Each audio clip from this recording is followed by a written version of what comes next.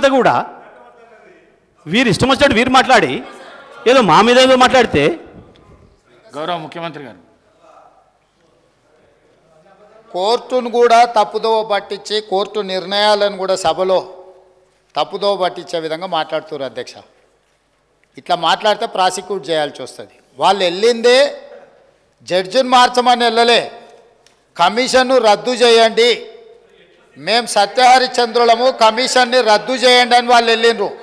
రద్దు చేయమని కారణము చైర్మన్ను చూపించిండ్రు.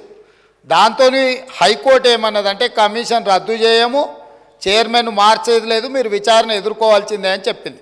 సుప్రీంకోర్టుకి వెళ్ళినప్పుడు మీరు కమిషన్ రద్దు చేయమని అడిగిన అది కుదరదు, మీ అభ్యంతరం అంతా చైర్మన్ ప్రెస్ మీట్ పెట్టిందని మీరు అభ్యంతరం పెడుతున్నారు కాబట్టి చైర్మన్ను మార్చడానికి మీరు రాష్ట్ర ప్రభుత్వం సుముఖంగా ఉన్నదా అని కోర్టు మమ్మల్ని అడిగింది.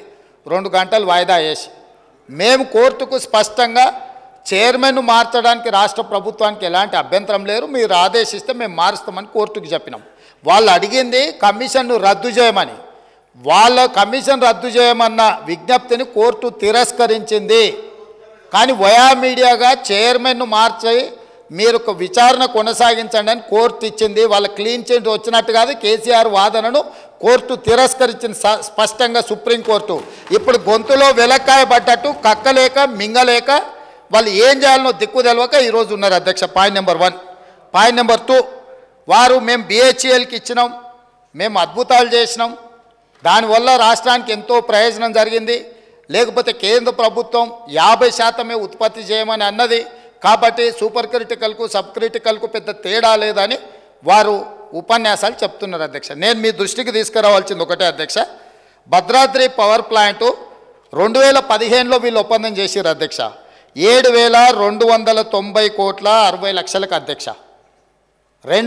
వీళ్ళు ఏంది 2015లో ఇచ్చేసి 2017లో పూర్తి చేస్తారు, 2 సంవత్సరాలని చెప్పి ఒప్పందం చేశారు అధ్యక్ష.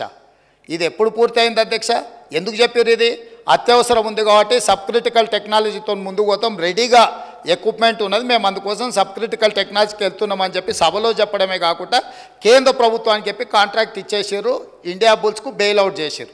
ఎప్పుడు పూర్తయింది అధ్యక్ష? 2022లో పూర్తయింది అధ్యక్ష. 2 ఏళ్లలో పూర్తి చేస్తామన్నది 7 సంవత్సరాలు పట్టింది. 7,290 కోట్లతో పూర్తి చేస్తామన్న ప్రాజెక్టు 10,515 కోట్ల రూపాయలు అయింది అధ్యక్ష. 3,225 కోట్ల రూపాయలు వాళ్ళు ఒప్పందాలు చేసిన దాని మీద పెరిగింది అధ్యక్ష. అంటే దాదాపుగా 45% అంచనాలను పెంచి ఈరోజు పర్ మెగావాటు